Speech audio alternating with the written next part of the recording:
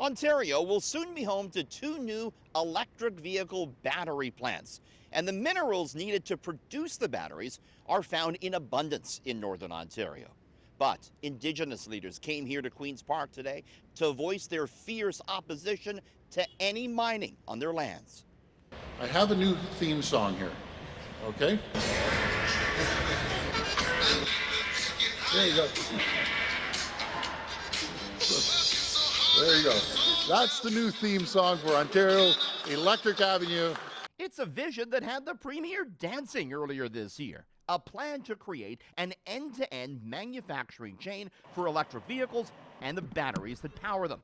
Doug Ford wants to mine the so-called Ring of Fire for the metals needed. But leaders from 4 First Nations in Northern Ontario came here to Queen's Park today to say no.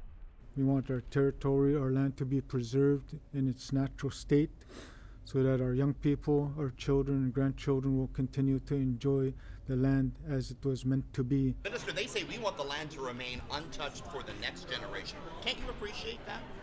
I have an appreciation for their position. I've known some of those chiefs for a long time and know their stance on it. The problem is, and the opportunity, is really about the communities in the surrounding area who don't necessarily share their views. It's true, there are First Nations in Northern Ontario more open to Ford's mining push than the 4 that came to the legislature Tuesday. But the chiefs here today are promising to set up blockades if necessary.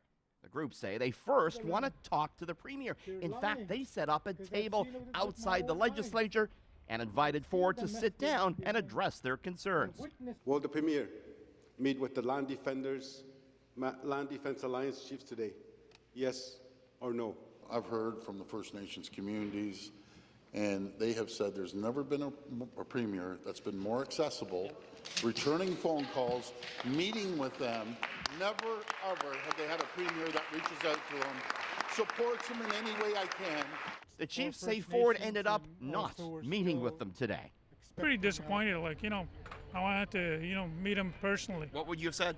I would have said, come to my community, talk to my people, hear what they want, their struggles, and how are you going to help them? The leaders turned down a chance to talk to Minister Rickford. They say they wanted to talk to Ford instead. They claim they received no prior informed consent about mining claims in the north from a government eager to get building electric vehicles. At Queen's Park, Richard Southern, City News.